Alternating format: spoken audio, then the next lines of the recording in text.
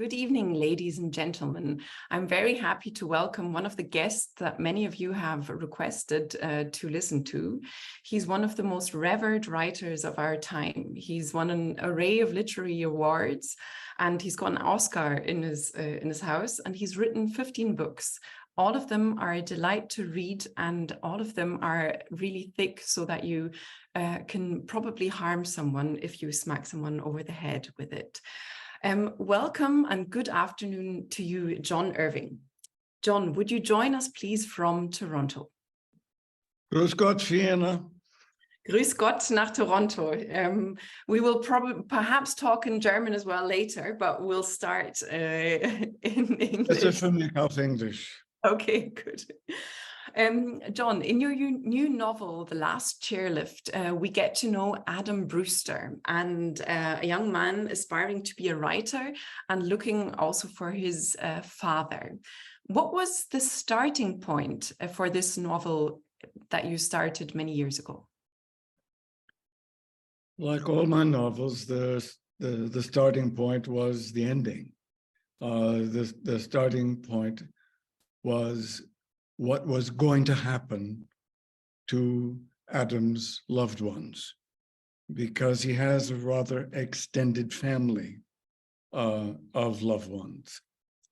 His mother, her girlfriend, her husband, who transitions to female, and then there's Adam's cousin and her girlfriend.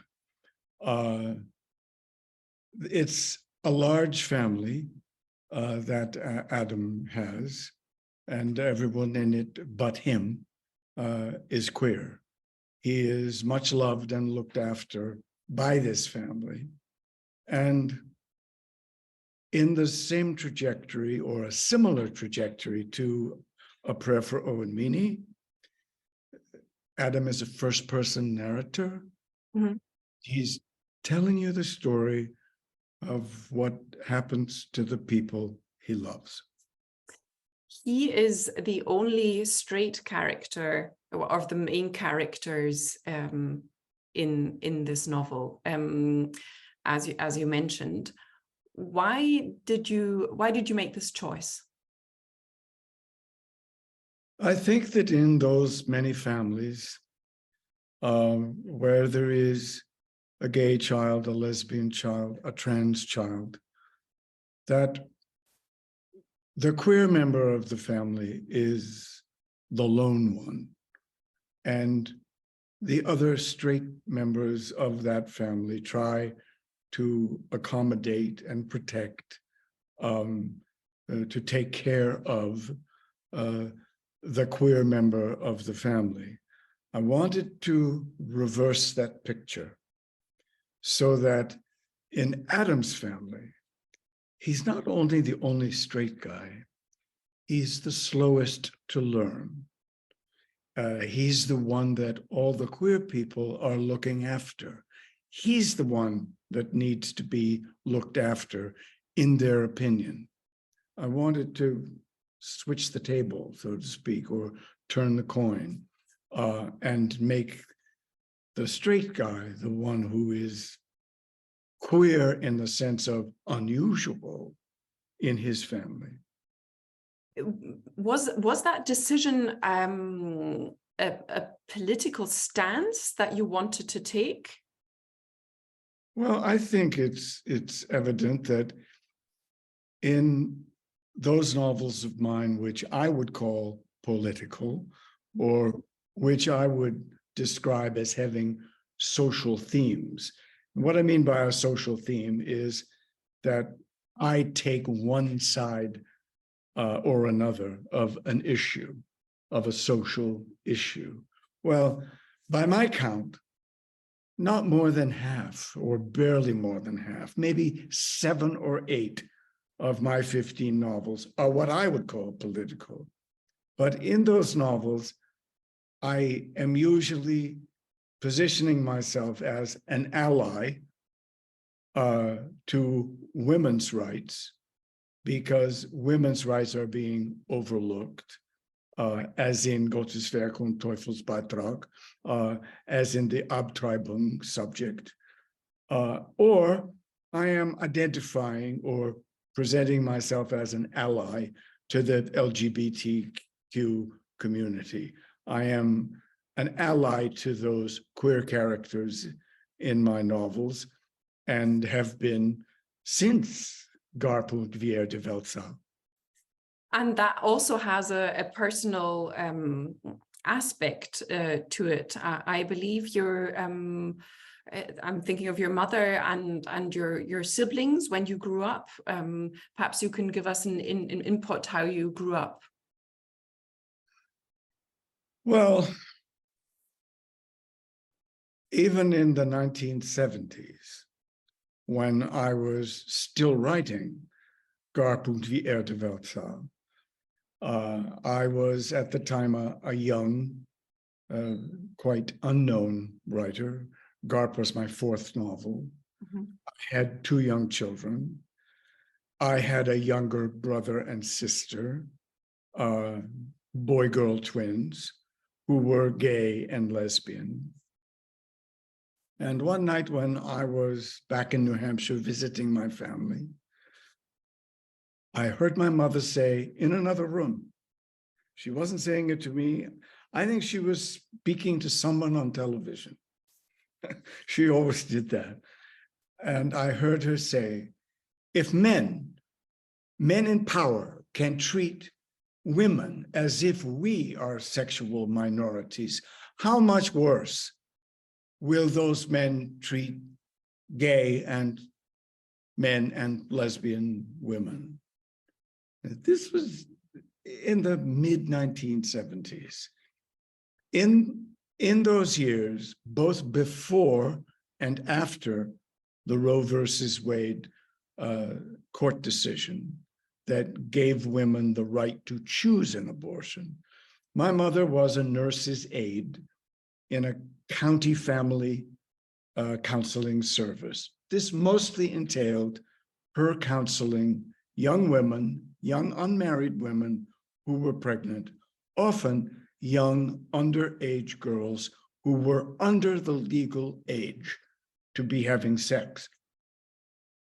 Garp, The World According to Garp was published in 1978 and had the, I think, most well-known trans character Roberta in it. And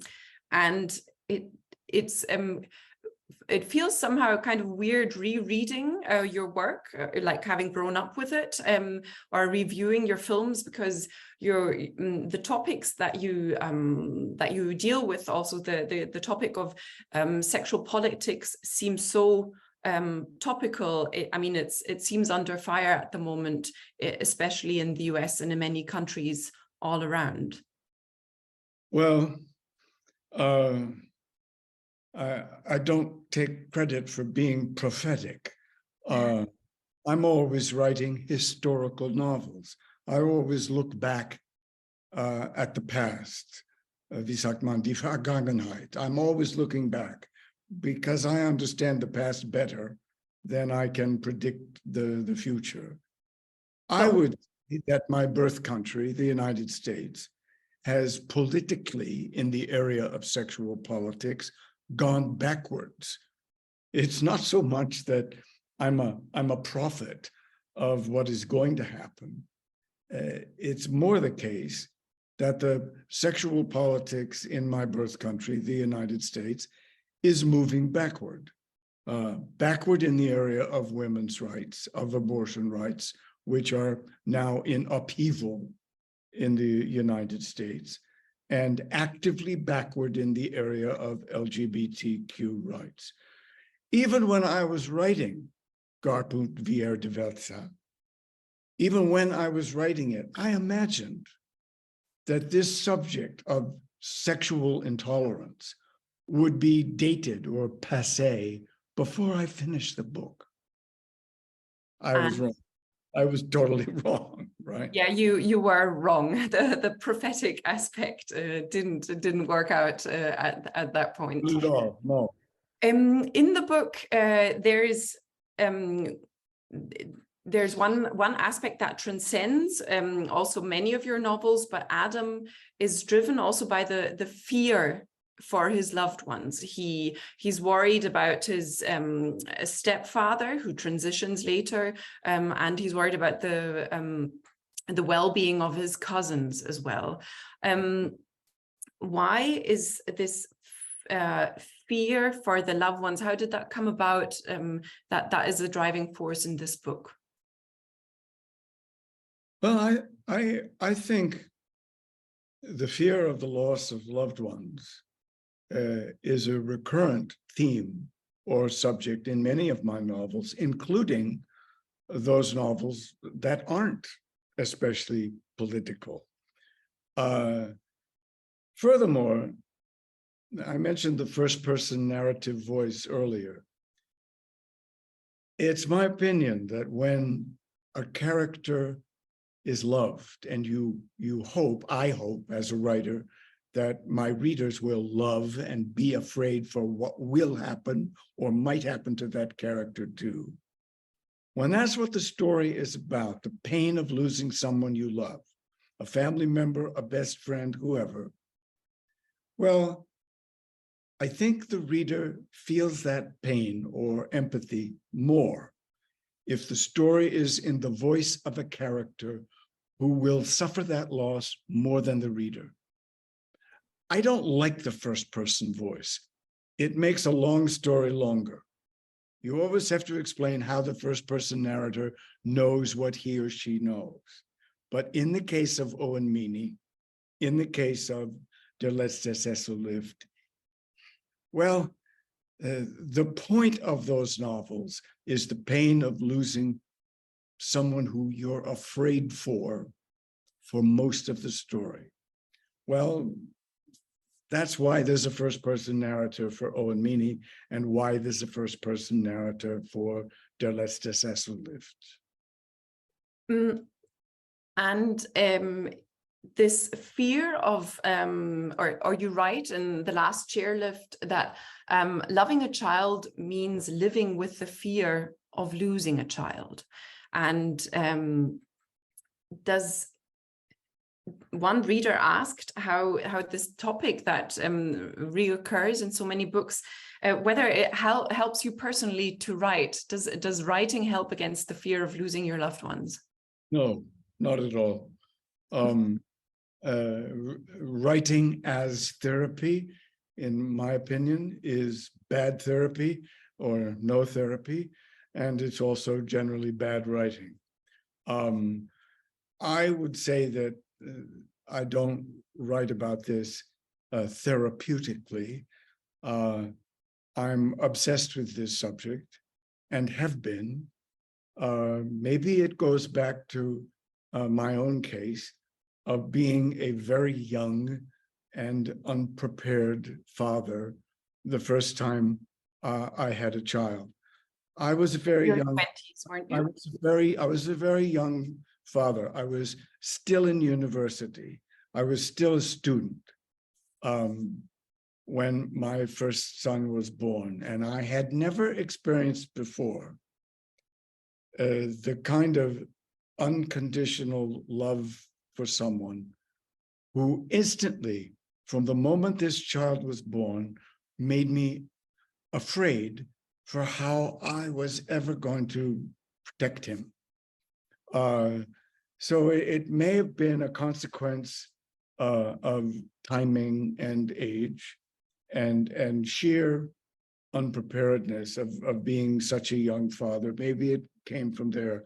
I was already writing when my first child was born, but the subject of that fear of losing a loved one began internally at that moment in time. Were you aware of that, or did you kind of like find that out while looking back at your novels, that this was kind of like a driving force in so many of the books?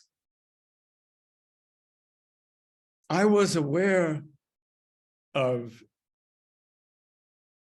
loving that tension as a reader when you love a character in a story but you also are concerned for what's going to happen to that character you love.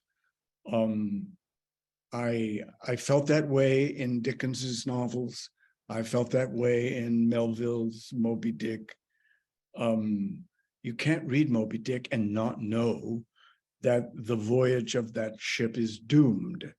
You can't read that novel and not know that the Pequod is headed for trouble. A madman is the captain. Yeah. Crazy idea. And of course, they're going to get in trouble. So every time you meet another member of the crew on board, you are afraid for them. You know what's going to happen. Well, I was very familiar with that fear of what's going to happen as a motivating force for me that made me want to be a writer. That made me want to be a writer. I was only 15 when I read Dickens's Great Expectations, the novel that made me want to be a writer, but only if I could be a writer like Dickens, namely to affect a reader emotionally more than I intended to persuade a reader intellectually. And then there was Moby Dick, which I read 2 years later. I was only 17. And I thought, my God, this guy knew what the ending was when he was writing the beginning. Dickens wasn't an ending guy. Dickens kind of winged it. He found his endings when he got there. I love Dickens, but not for his endings. Melville was the guy who showed me, oh my God, he was thinking about Queequeg's coffin when he introduces Queequeg in chapter 3. It was all set up. So in this book, did you begin with the last sentence or the last chapters? You know, too much has been made of the last sentence. I almost regret that I revealed that I write last sentences first. I said sentences, not the last sentence, meaning that one of the reasons I choose among the notes I take about novels before I begin them, one of the reasons that makes me choose this novel instead of the other ones to write next is that I choose the one where I know the most about the ending. I have 3 or 4 last sentences that might work equally well. So far, they haven't changed. But I keep saying, if I'm writing a novel and I ever think of a better last sentence, I won't hesitate to use it. It's not a religion. It's just that's the way it is. Usually, I've written most of the last chapter, almost all of the last chapter, long before I get there. Because as I move ahead in a story, I'm on 3 chapters, 5 chapters, 6 chapters. I go ahead and work the ending backward in a reverse direction. In the case of this novel, The Last Chairlift, I'd written most of the last 2 or 3 chapters before I got there. So I really had the ending, the whole ending, because there's a sizable number of major, minor characters whose endings I had to know exactly before I had confidence to begin.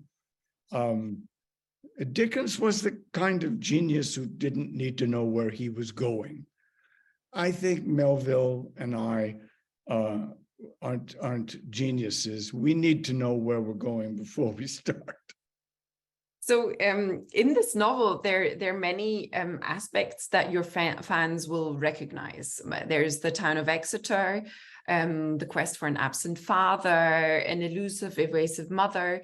But as a few readers in the audience have noticed, there are no bears. And it seems to interest a lot of people. Why are there no bears in the Last Chairlift?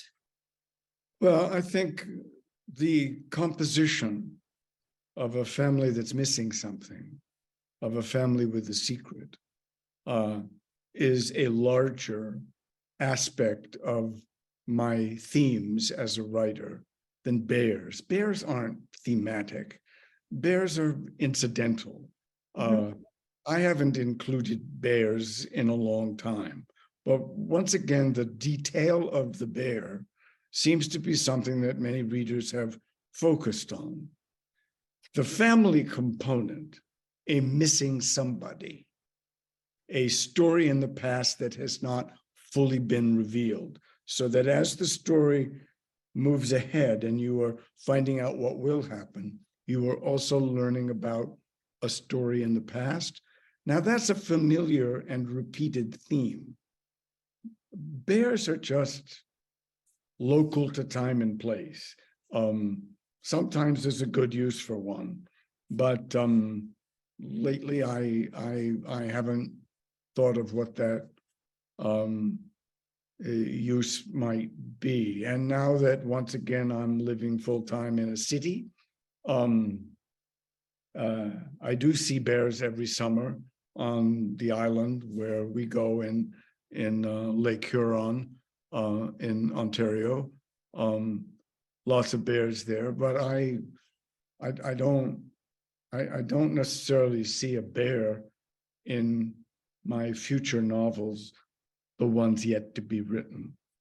That I'll quickly put in a small question, because so that means The Last Chairlift is not your last novel.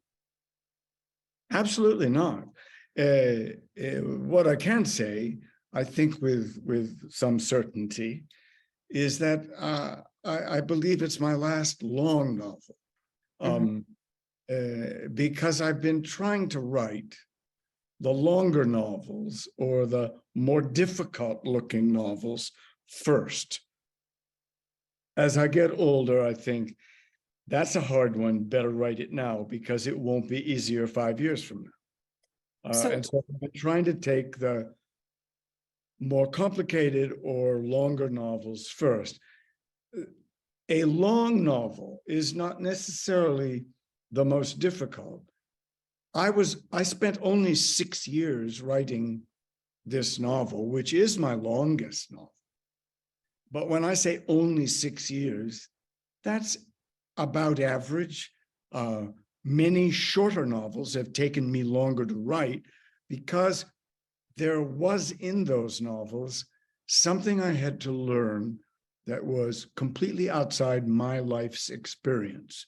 The medicine, the historical medicine, for example, in Gottes Werk und Teufels Beitrag. I had to spend 2, almost 3 years learning about that before I could begin the novel. It's not as long as The Last Chairlift, but it took longer to write. You see what I mean?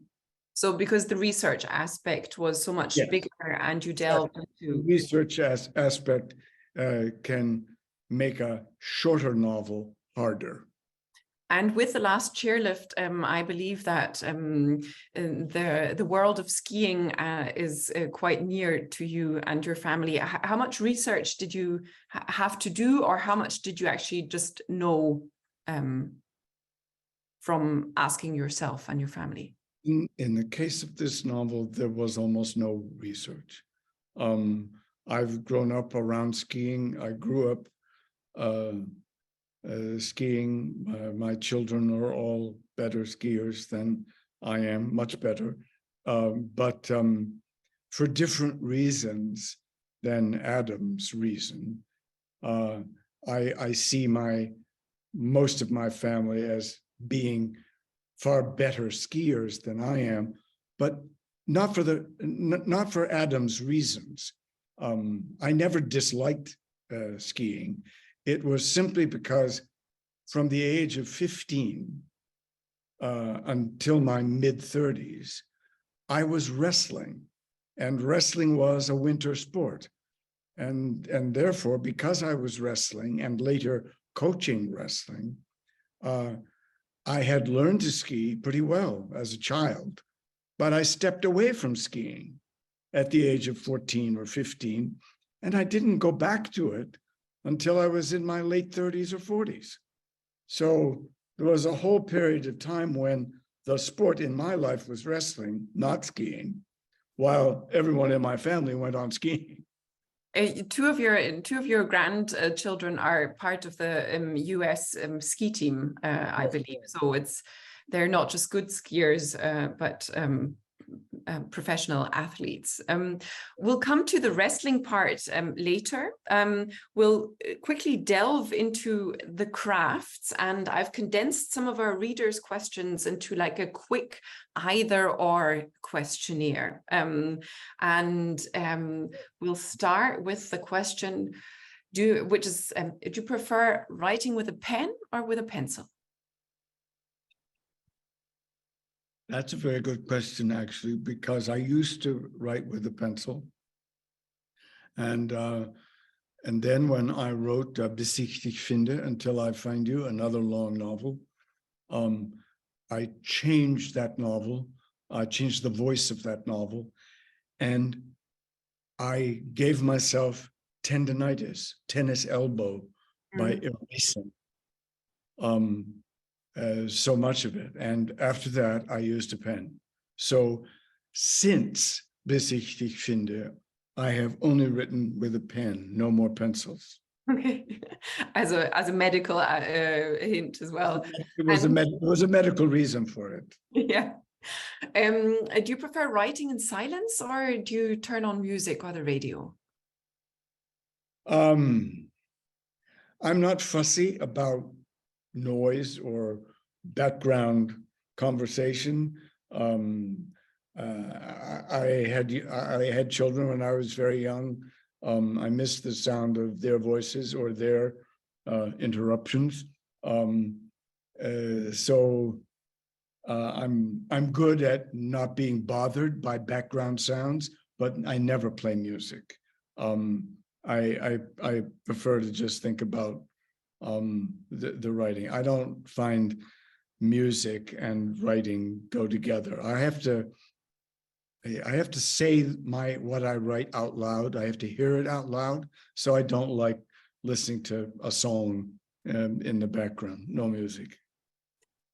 What's the greatest part of writing? Writing, editing, or having written?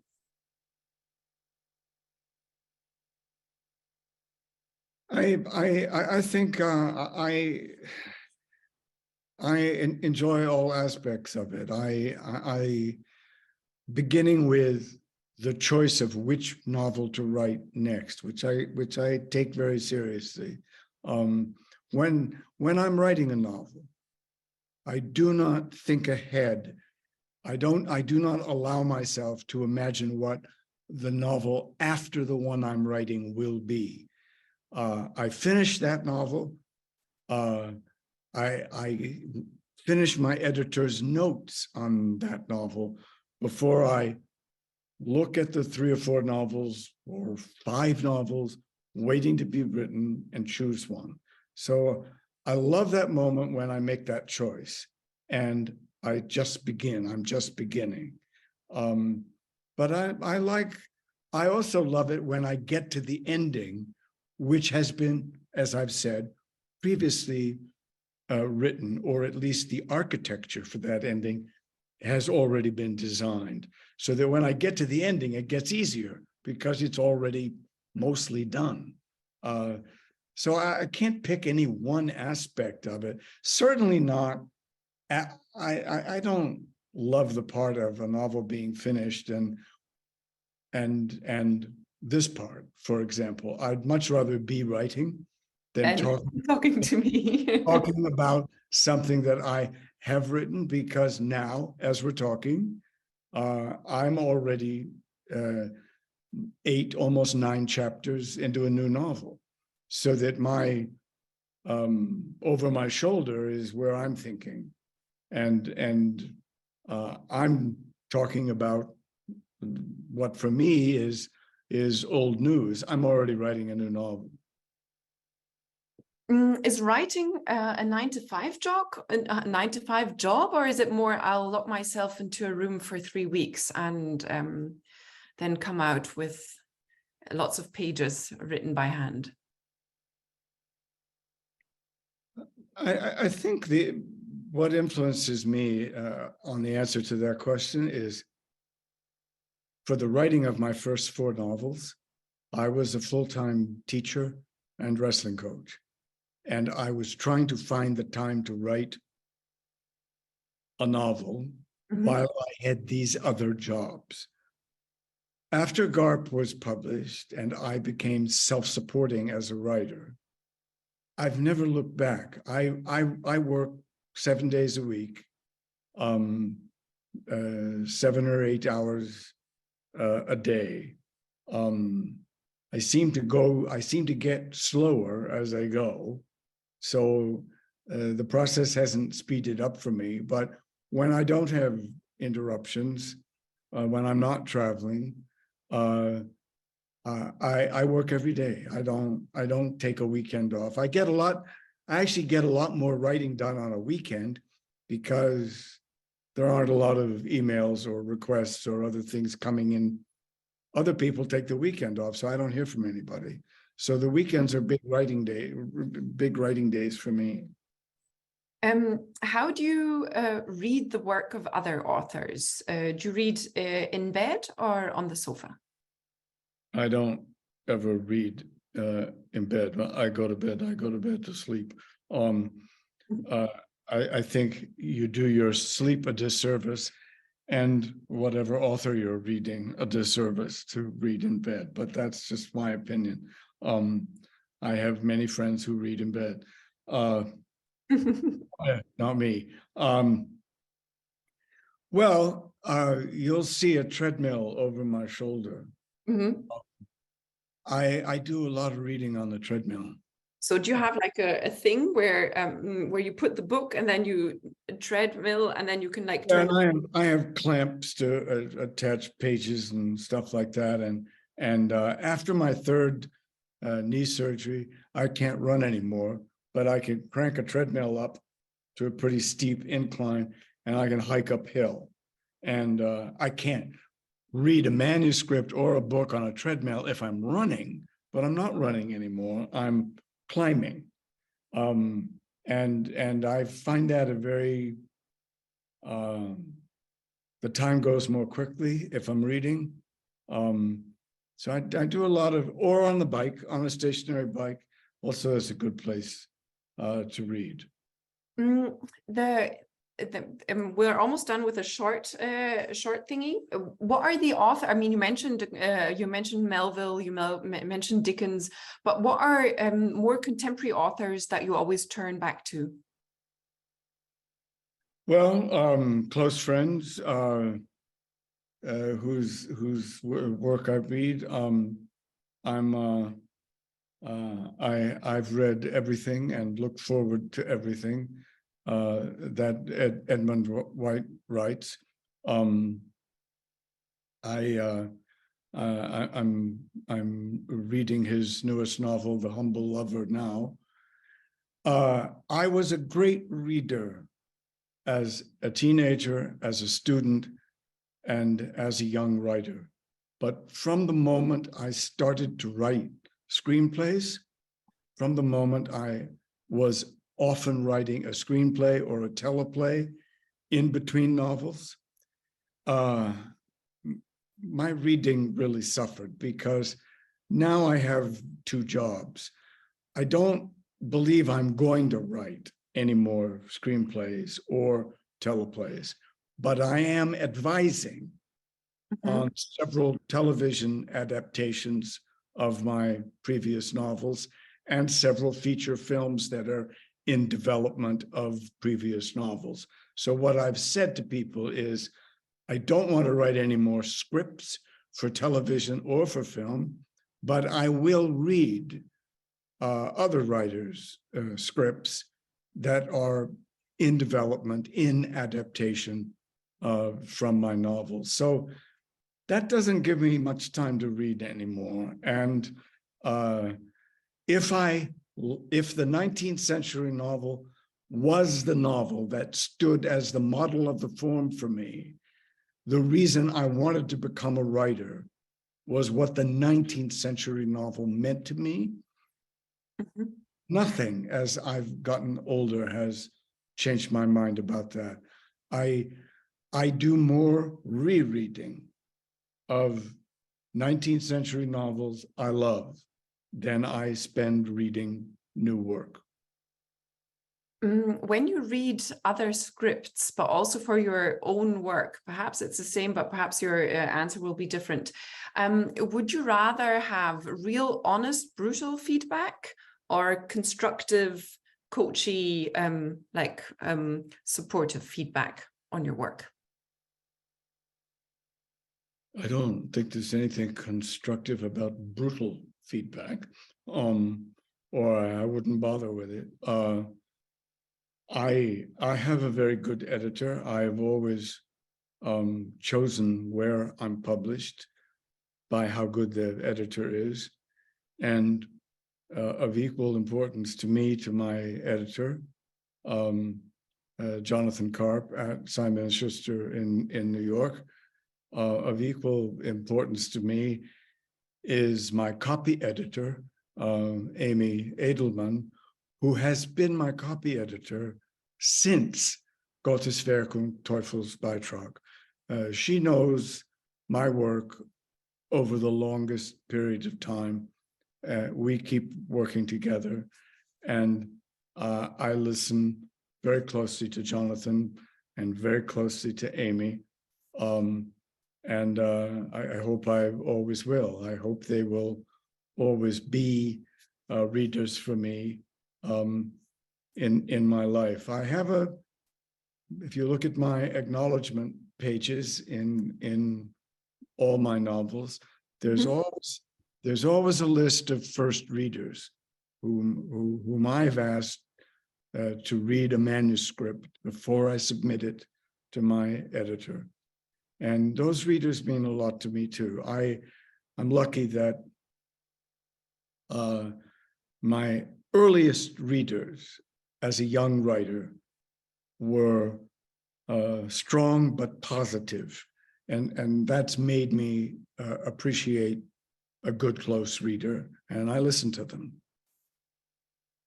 So if you've worked, what are the comments that that your copy editor and your editor give you that you kind of already can anticipate, where you think, probably that part she'll want to scrap, or is there something of that kind of relationship in your working relationship?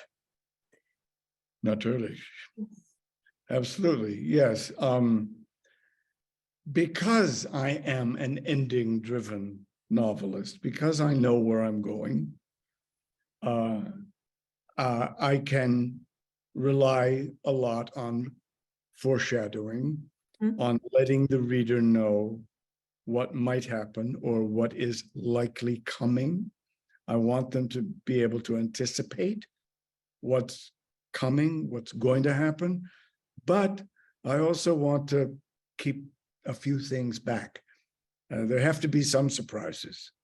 And so that balance between those things I'm hiding from a reader and the things I want the reader to anticipate, that business between what's a secret and you want to keep a secret and what you intend to foreshadow, that's a very important balance to me. And so I expect an editor or a copy editor, or my wife, Janet, who was a publisher before she became my agent, I expect those readers to say, okay, I know you're setting this up, but you don't have to tell me 10 times, 6 times would be enough.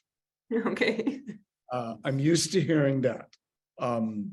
I almost never hear from one of my close readers that I should have been better prepared for this. What I hear is, oh, come on, I didn't forget that. It was only 100 pages ago. Okay. Many readers wanted to know, like, can you share what book you are writing on at the moment? Can you give any foreshadowing of what can be read not only by your first readers but by our general readers in the coming years? I don't like to give much of the story of a book I am writing away. That's fine. But there is something ungewöhnlich, there is something unusual for me about the new one. And that is, for the first time, I'm going back to a fictional character from a previous novel, a fictional character, a made-up character. I'm to readers who are familiar with the Cider House rules, Gottes Werk und Teufelsbeitrag, either the book or the film, they will remember the orphanage in Maine and the orphanage physician and abortionist who is addicted to ether. Well, that orphanage and that doctor have a small recurring scene in this new novel. In other words, let's just say there's another orphan in this novel, and that orphan comes from that familiar orphanage and was looked after by that familiar doctor and abortionist in St. Cloud's, Maine. Dr. Larch is only in a couple of chapters, and he's got a small role, and he's younger this time than my readers will remember him because it's earlier in his life and the life of the orphanage. That's all I want to say about it. Okay, we'll be excited to read it when it progresses. One small question from the chat: do you decide the titles on your own? The titles of books? Always, yes. Okay. Sometimes I have more than one. I love it when I have more than one title. When it's when I have a choice, I feel really good about having more than one title that would work equally well. This novel, Der letzte Sessellift, was a good example. I had a couple of titles that would have worked, I think, equally well or as well. I had 3 titles or 4 titles I could have used for this novel. I also had some options with the Cider House rules. I'm always very comfortable when I have more than one name for something. I'm very big on titles. As you know, I title my chapters. That also comes from the 19th century novel. I didn't make it up. I learned it from Dickens and from Melville. I like to title my novels. So I'm good at titles, and I always end up with 2 or 3 titles for chapters in a novel that I don't get to use. We will now move on. You have not only inspired lots of readers. One of the readers actually opened a hotel after reading Hotel New Hampshire, but you've also inspired many fellow writers. And with this, I'd like to welcome Benedict Wells to our talk.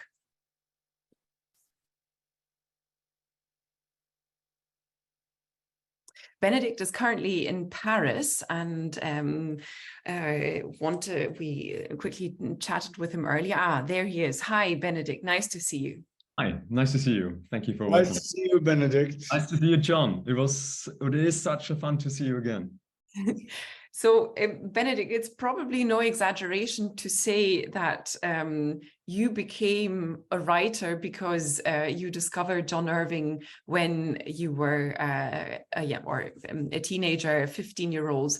Can you take us back to your younger years and explain how you found John Irving's work and which one it was? Yes, I think it was rather the opposite. His work found me, because as a teenager, you don't, look specifically to a writer or a novel. I just found his book in my bookshelf, The Hotel New Hampshire. I was 15 years old, And back then, when I was a child, I was reading a lot. But at that time, actually, no. I was in the midst of puberty. I didn't have many interests. I was rather an outsider. I had no certain passion next to football, which I was miserable in. So I had no vision for me or my life. And then I stumbled over this book, The Hotel New Hampshire. And thank God, back then there was no internet and there were no many possibilities. So I got this huge book, and then one day I just started it. And then I couldn't stop. I was reading it. I was in boarding school, state boarding school. I was reading it at night in the bathroom secretly. I was reading it in the, I don't know where we were eating. I was reading it in my room. And there was one day I was reading it secretly at school because it was boring. You know, I was reading it under the table. And I was coincidentally reading a scene in which the taxidermied dog Sorrow, in German Kummer, was secretly hidden in the wardrobe, and then Iowa Bob, the grandfather, was opening it. And I mean, whoever read the novel will know exactly that scene. So on the dog, which was very nice, and the taxidermied version was very angry and attacking, and the dog kind of attacked the grandfather, jumping out of the wardrobe. And that scene made me laugh so hard that the teacher recognized it in high school and said, "Do you read in my class?" And I got a penalty for that, and it felt like. But from that moment on, not only this book and me, but also like John Irving and me were kind of like allies.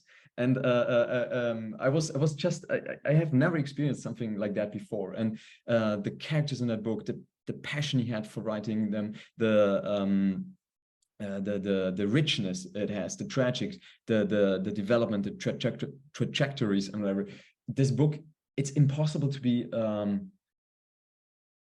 It's impossible that one book influenced a person more than this book influenced me back then. Was the wish to become an author, a writer, was that instilled in you beforehand, Benedict? I mean, I had many dreams when I was a child. I can easily, draw a line from me being 7 and 8, writing the first stories, to now be a writer. But that's a mistake, because there would also be, I wanted to become a basketball player, absurd-wise, at that time. I was horrible in it. Or I want to become an architect. So writing is the only thing I came back. And the question for me always was why. And Irving, John's books showed me like the way. But I think what really made me a writer is that I was thrown into so many situations as a child and as a teenager for which I had no words. I was always a lack of words. I didn't even manage to go deeper. If you would have asked me, who are you? Well, I had no idea. What's going on? I don't know. Everything's okay. And writing showed me, even in a wordless way somehow, that there is something deeper in the world, but also inside of me. I could feel it, but I still couldn't express it. Only now, in the last years, I get it. And what was it that, I mean, at that point, you probably couldn't reflect. I mean, perhaps you could, but thinking of myself as a 15-year-old, you probably couldn't reflect that much or that deeply about this experience. When did you kind of like grasp the implications for you later on? I think also in the last years, because, for example, I always wondered why so many writers, and also I, write so many horrible first drafts. It's crazy. You have these masters, they write since 50 years, and still sometimes the first draft, why do I make such mistake? Why can I not write a good first draft? I mean, probably there are some geniuses who can write a good first draft, good for them, but I can't. And I always wondered, and I realized for myself, doesn't have to be for everyone, that it's like two parts of me work together, like the childish id, that is, and like the grown-up intellectual I. And I realized that when I start to write a novel, I leave the first 1 or 2 drafts to the childish id, the subconsciousness, and because this childish part of me is responsible for the fantasy. Without that, I couldn't write. But later on, with each book anew, I grow up. And then the more and more the grown-up takes over and sorts out, and this is, let's keep on this. Why did I write about this?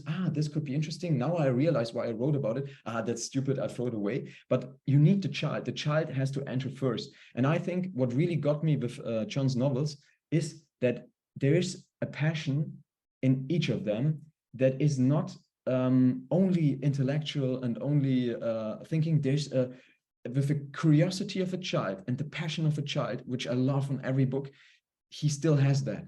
And this is something I always could, that he dared, that he was curious, that he was, the characters are so three-dimensional because you could feel that he felt them. You could feel that they were not only in his mind, they are real. For example, Hotel New Hampshire, Franny, Frank, and John are the best friends I never had, kind of. And that's, I talk too much. Sorry. No, Stimmt. Everything you say is totally true. I think it's so important to have the fantastical dalliance that only children have. If you're going to spend your life making up stories, a part of you has to be a child. A part of you has to still be a teenager, which is a reverse of this is to, people are always asking me, as I'm sure they ask you, Benedict, do you have an audience in mind? Do you have an audience in mind? Well, if there is one, it's that kid who's so hooked on a book, he's reading it under the desk in school. Yes, it is, because I was that age. I was 15. When Great Expectations, it was daunting, it was frightening to me to realize that at age 15, I'd read something that made me want to be a writer like that. And I had no reason, I had no justification to imagine I could be a writer. I was not a good student. I was struggling in school. I was, as you put it, an outsider. And I think that all writers are outsiders. Becoming a writer, especially a fiction writer, makes us more of an outsider. But I think that only outsiders want to join the club, the fellowship of making things up for a living. Most people, as they make a living, get more serious and more grown up all the time. Well, there's a part of making something up that is childlike to begin with, or you're fantasizing about being a teenager again. Think of how many of my novels are about a childhood experience or an adolescent experience that forms who the future adult will be. That's more of a common thread than the sexual politics in my novels, than the family saga part of my novels. Think of how often there's a story that begins when someone is of a formative age, of the age you were when you read Hotel New Hampshire, the same age I was when I read Great Expectations. We are children. People who make up stories for a living have gotten away with something. We've found a way to be teenagers for the rest of our lives. Have you? Sorry. I fully agree, and that's why we have to accept or embrace the child or the teenager, and it will make some mistakes in the first drafts, but I agree. And there's a beautiful Wordsworth quote: "The child is the father of the man, or the child is the mother of the woman." One can say, and I think it's the same. Coming to the different writing techniques, John shared earlier that he starts with wanting to know what the end, where the book kind of will, where the protagonists will go to, what the ending is. Benedict, is that one thing that you kind of copied, that you got inspired to do as well? Yes, I think we have the same idea, but different ways to go there, because I also need to know where the book is leading to. This idea is a hypothesis. I can replace it in the process over the years, but I need to know where I had to. For example, if I start a journey from New York, I need to know if I go to Toronto or if I go to LA. But then on the way, you still can decide a different route. But my technique, since I'm a procrastinator, and I have to include my lazy parts in my process, I use the ending like as a carrot while I'm on the bike, and I can't wait to get there. Finally, I'm allowed, in probably 3 months, I'm allowed to finally write the ending down. I have it in my mind, And then finally, after the end of the first draft, I get there and I write it down. It's like you stand on the top of a mountain and you have for the first time clear sight on what you're actually doing. You still don't know maybe why you are doing it, but you know what you are doing. And then comes my favorite part of the whole writing process, the second draft with this knowledge. But his method is kind of, I think we have the same idea. I agree. Yeah. Stimmt. Is there, coming to the writing technique, is there any, do you ever have like this moment of like writer's block where you're like, oh, shoot, I don't know what to write at all? John? No. No, Benedict. I never have felt a block. Like Benedict says, I've gone back and looked at something I've written and thought, oh God, this has to change. Chapter 5 should be chapter 1. Chapter 2 should be chapter 5. Especially in the beginning of a novel, especially in the early going, I make lots of changes. But because I know the ending, it's a lot easier to change beginnings than it is endings. Because there's no damage done when you change a beginning. If there's 400 pages behind you and you change your mind about the ending, now you have a lot of work in front of you. So I don't know what writer's block is, except possibly a moment of doubting one's career choice. That doesn't happen to me, or hasn't happened to me. I honestly can't imagine it. There are always novels waiting to be written, and I just try to be wie sagt man auf Deutsch? A horse with blinders on. Ein Pferd mit Scheuklappen. Yeah. Yeah, I agree. I never had a writer's block. I had one moment when I was first published, and I forgot a bit how horrible it is to write a first draft.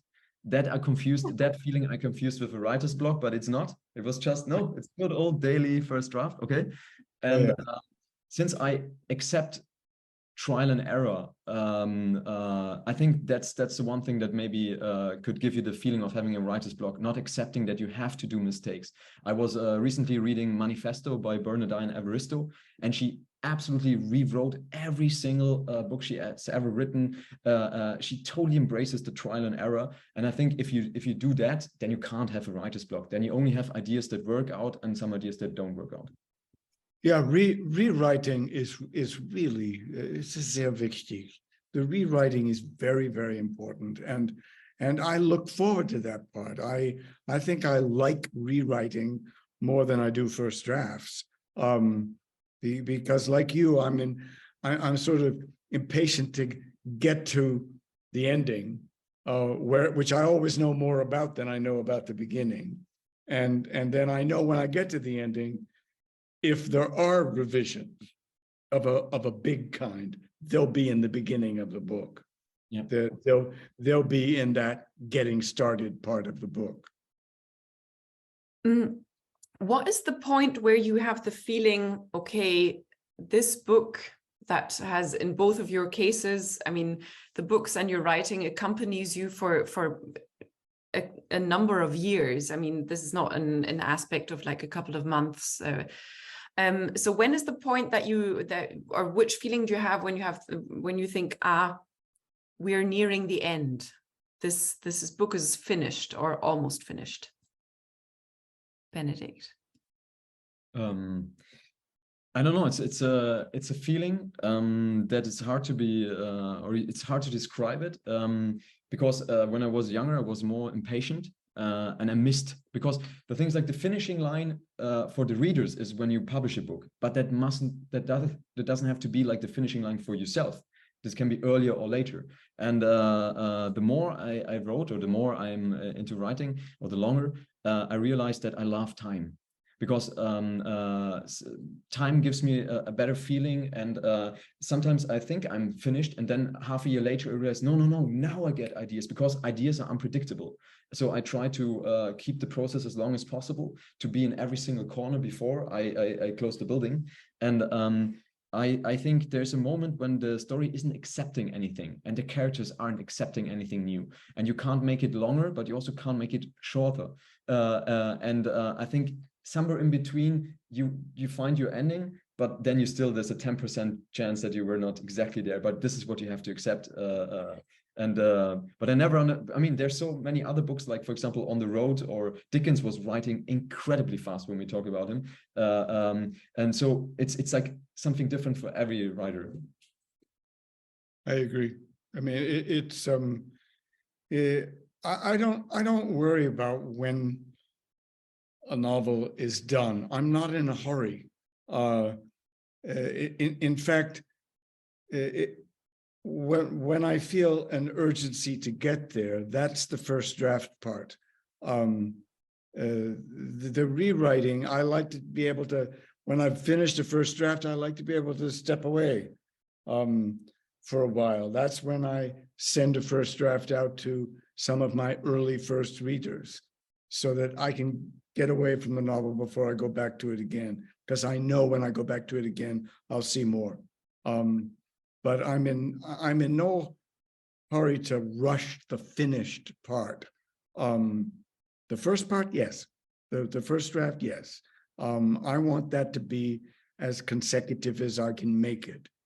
But I enjoy rewriting. I think some writers don't, or certainly there are writers I read or I don't read because I don't think they've rewritten enough. That's I can tell that. There's I think also a common misconception that books come out in one. There's kind of like giving birth once and not kind of like reworking multiple times. How big of an aspect is the work part, and how much of an aspect, like in general, is the talent for words part in a great novel?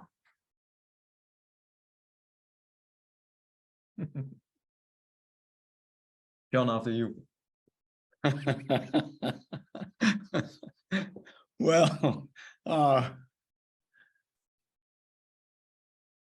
I think you get better by doing anything, doing something and doing it again and doing it again makes you better. I credit my experience with repetition as a wrestler, the minutiae of how many times you drill or practice a new move until it feels like second nature, until it feels natural. The poet Marvin Bell once said, it's not so natural to be natural. There's another way of saying that is it's not spontaneous to look spontaneous. It takes a lot of work to make something look like or sound like you just thought it up. But that's the way you want it to sound. You want it to sound as if it always existed, and if it's as easy as conversation. That invites the reader in. But I don't get to that level of fluidity of fluency the first time. There are too many halts and interruptions and too many breaks, too many sentences that are too long, whatever.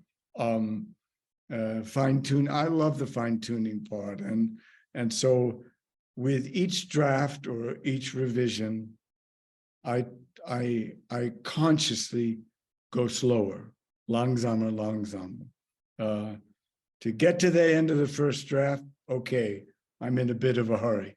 Then I slow down. I agree. For example,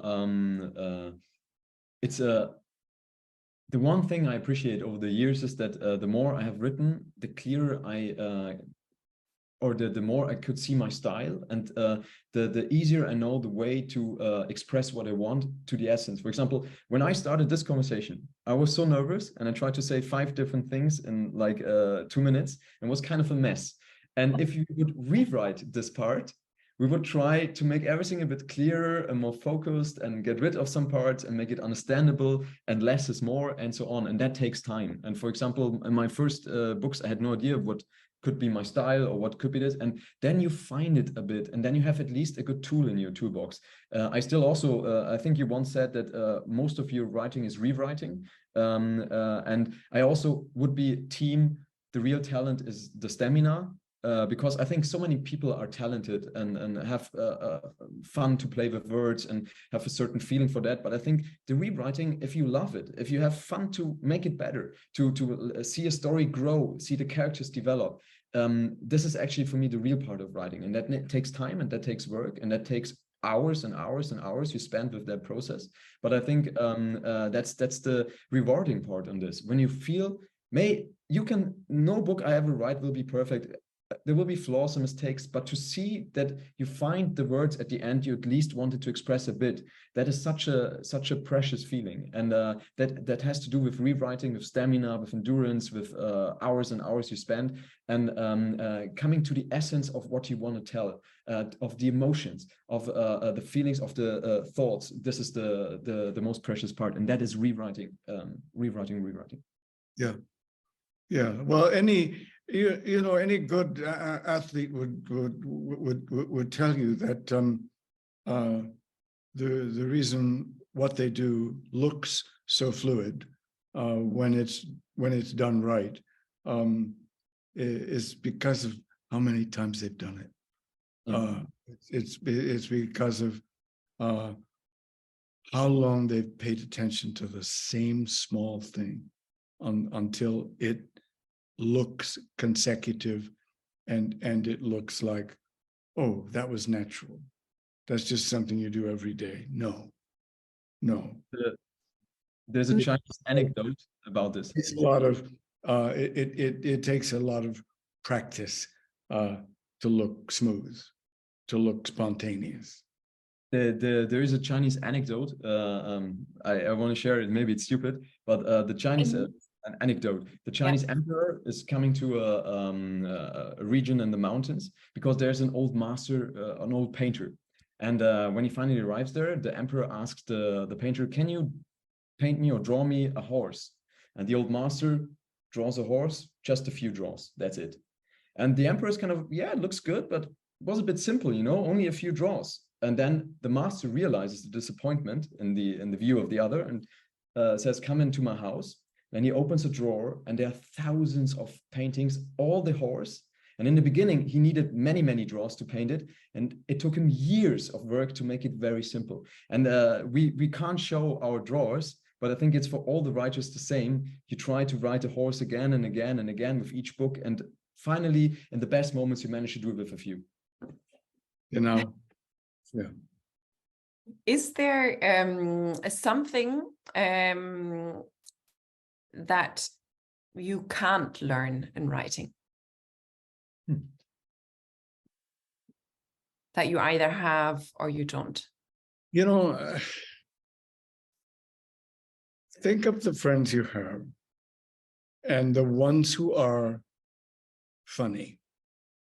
And then think of the friends you have who couldn't be funny if they tried. Who couldn't tell a good joke and make it work. we all have friends who are naturally funny, even when they're not trying to be funny. Well, in my case, I think being funny is the only natural instinct I have. I'm not trying to be funny. I can't stop myself from clowning around. I don't think that's the one thing about writing, I would say, is that you can't be funny if you aren't funny. You can learn how to do a lot of things, but in my experience, knowing my writer friends, and myself, you either are funny or you aren't. And think of the writers who get in trouble publicly, make enemies. In trouble for what? What I'm going to say is that, generally speaking, it's the writers who are comic. They're the ones who draw the criticism and the fire, because you can't help but be funny about everything, even things that a lot of people don't think is funny. That's how Salman Rushdie got in trouble. He told a joke. It was a good joke if you weren't in that circle of people who said, well, you can't make a joke about that. There are people who believe there are things that are sacred from humor, or should be. Well, a comic novelist, in my view, is a kind of compulsive shit disturber. That's what you think of. That's what you do. Mm-hmm. That's often your first reaction. Kurt Vonnegut had many fans. He also had many detractors, many critics who loathed him because he made fun of things they took oh so seriously. Well, so that's an element of fiction that isn't, I think, much under discussion. You either I don't think writing is necessarily genetic. I don't know. I have no idea. Genetics confounded me as a student. I couldn't tell you, but I do think that being funny is something you're likely born with, or you aren't. I'd like to come to your protagonists, which accompany you, of course, for many, many years. And as we've heard, perhaps there will be protagonists that will reappear in John Irving's work and then on our books that we have on our bedside table. When you finish a book, like or your novels, how do your protagonists stay with you, or do they not? I mean, that depends. There are some, for example, The End of Loneliness. I had written 7 years on it, and it was kind of heavy because of these topics. And for example, that would be my answer. I can't avoid my topics. I tried to not write about loneliness. I write short stories that were absurd and everything. And in the end, it was again about loneliness. And that was the moment when I gave up.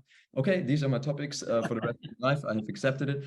But End of Loneliness was kind of like especially heavy because I had to carry the topics loss and death and everything for 7 years. So there was a moment, the book ends on a field with the characters, like almost on a painting. And there was a moment when I said, okay, thank you, everyone. See you never again. Goodbye. Because I really, I couldn't imagine to keep or to write more with them and whatever. But other characters, they stay in my mind. For example, from my first novels, it's only Rauli Kantas, the Lithuanian young musician. I can't get rid of him. He lives inside of me. And especially the characters of my latest novel, Heartland, I can't let them go. I love them too much. I never had something like that. Even though I ended the book, I can't let them go. And so I think it's sometimes it's like a work relationship full of feelings, but you say goodbye. And sometimes it's more, and sometimes it's too close, like with the End of Loneliness, that you have to let them go. And I think it's a total mixture. I would love to hear how it is for John. John, very much the same. I agree with you that you can't predict which ones you're going to let go and which ones haunt you. I can think of how many of my characters have reappeared under different names. How often is there an angry loner of a woman who is possessed with a kind of self-confidence that distinguishes her, that makes her stand out, that makes her heroic, but also is a danger to herself. Now, that female character, I sometimes find myself halfway, 3/4 into a novel.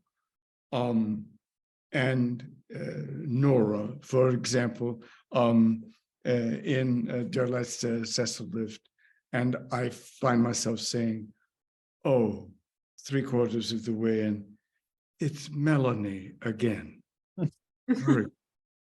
It's Hester again.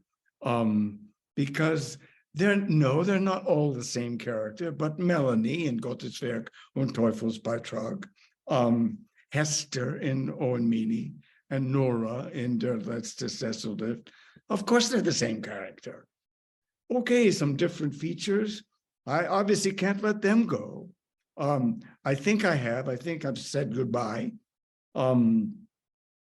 But suddenly, 3/4 of the way into the first draft, I think, oh, it's you again. You're back. I can't get rid of you. Here you are again. So it's not everything is in the author's so controlling control. Not everything. It's like an endless theater play where they come again on stage in disguise, and you sit in the audience like, oh my God, I know that person. And I never thought of this. I had the feeling, for example, I once wrote a character called Marty, and then I wrote a character called Cameron, and they're like cousins, kind of. Not exactly the same, but yeah, they're like, I can see this. And I never thought about that. It's actually the same one in disguise with a mask on, but I will think about it. Yeah, that's and they surprised me. I'm halfway, 3/4 into a novel sometime before, and I'm thinking of, oh, what an original character you are. And then, no, not so original. I do this. We have two small questions that have been reappearing, and one is there is many photos on the wall behind you, John. Which is your favorite picture that you have hung on the wall, if you can choose one, or one that is important to you? I can't begin. I can't begin. I know when I see people on Zooms, or I see people working at home nowadays on television, and they always have books behind them, I suspect largely unread. I think often props. I surround myself with these pictures are only distinguished for me. They're pictures of my family. They're pictures of my children at different ages. They're pictures of my closest friends or members of my family. They're not special probably to anyone but me. Benedict, there's one picture that I saw and that touched me while preparing for this interview and now coming to an end. And it is the picture where you first met John Irving as a fan in 2010, 13 years ago. You traveled to Zurich and you made the way to a reading, and you gave John Irving your book, Hotel New Hampshire, to sign it. What did you write into it? Do you remember? The thing that the book was already damaged because there was a moment when I don't know why like a bottle of ink was over it, and John wrote just like a very nice lines in it. I wish I would have it. I'm not at home. I wish I could show it. And yeah, that was like obviously like an unbelievable moment. Imagine if you have like, for example, John, imagine you would meet Melville or Dickens. That's crazy. That's not possible to imagine. And also, so many circles had to be closed to reach moments like this. You know, imagine you're 15 years old. Life is unpredictable. World is big but blurry, and you think, oh my God, I try to become a writer, and then you get rejected. The way to be published also at Diogenes, at the same publishing house and whatever. That's miracle thoughts. That's usually it's dreams, nothing else. And so these moments, it's you can have them, you can experience them, but it takes you years to digest, to realize what happened. Even more when I saw, for example, I was in that room with the pictures. I was in that room in Toronto with the photos, and I know that there's an Academy Award somewhere in that room too, and I didn't dare to touch it. For Cider House Rules, the screenplay, and imagine these moments. That these are when you keep like your 5 most precious things under the bed. These moments are one of them. And I think that for many of the readers who have been listening to you talk sharing your insights into your work and the life and the books, that perhaps this evening has been one of an inspiring moment for them as well. Benedict, John, thank you so much for taking the time to speak to me and answering all the questions of our readers. Vielen Dank. It's great to see your face again and hear your voice, Benedict. Same, John. I was looking forward to this for months. It's great to see you. Say please hello to Janet, and it was really it's great. It's great. I'm blessed, and thanks to everyone for listening, and thank you, Fiona. But it was great to see you, John. Really a pleasure. Thank you, Fiona. Thanks.